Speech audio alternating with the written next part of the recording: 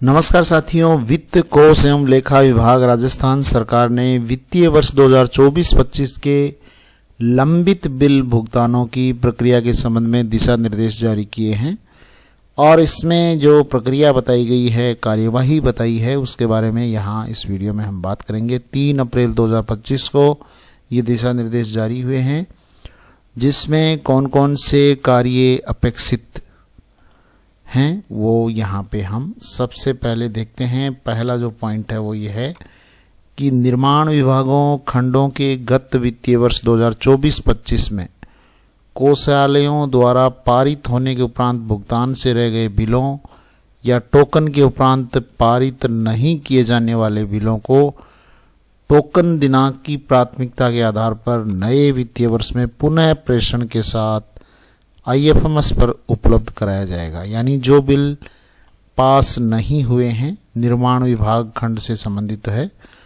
उन बिलों की यहाँ पे बात हो रही है और ये बिल दोबारा से प्रेषण के लिए IFMS पर उपलब्ध कराए जाएंगे।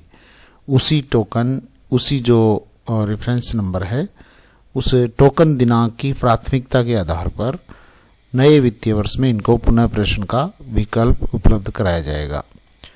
दूसरा यहाँ पे पॉइंट है कि अन्य समस्त श्रेणियों के कोषालयों से टोकन अथवा पारित होने के पश्चात भुगतान से शेष रहे बिलों को टोकन दिनांक की प्राथमिकता के आधार पर आहरण वितरण अधिकारियों या PD खाता धारकों को पुनः प्रेषण हेतु उपलब्ध करवाया जाएगा। यानी ऐसे बिल जिनके टोकन नंबर जारी हो चुके हैं या पास हो चुके हैं लेकिन भुगतान से वंचित रह गए, तो उनको भी पुनः प्रेषण हेतु उपलब्ध करवाया जाएगा। यानी वो बिल दोबारा बनाने की आवश्यकता नहीं है।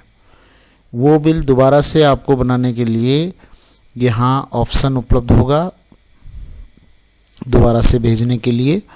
दोबारा से बनाने की आवश्यकता नहीं होगी। इस प्रक्रिया में FEC बिलों के साथ सिस्टम में स्वीकृति संख्या और दिनांक का नियंत्रण स्थापित है। आहरण वितरण अधिकारियों द्वारा यह अपेक्षित होगा कि वे समान इनवॉइस नंबर और स्वीकृति संख्या एवं दिनांक के विरुद्ध परिवर्तित इनवॉइस नंबर और स्वीकृति संख्या एवं दिनांक से नया बिल नहीं बनाएं। अन्यथा दोहरे भुगतान या अनियमित भुगतान के लिए उनका दायित्व निर्धारित किया जाएगा।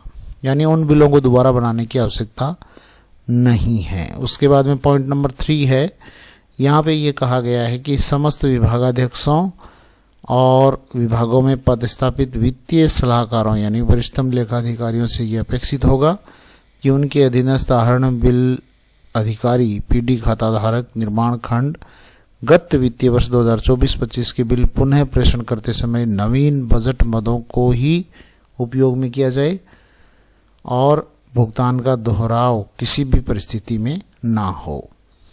और लास्ट है कि कोष प्रणाली में वित्तीय वर्ष 2024-25 के कैंसिल किए गए टोकन से लौटाए गए बिलों की कोषवार और DDO कोड के अनुसार सूचना उपलब्ध रहेगी, जिसे राजकोष के होम पेज पर उपलब्ध करवाया जाएगा।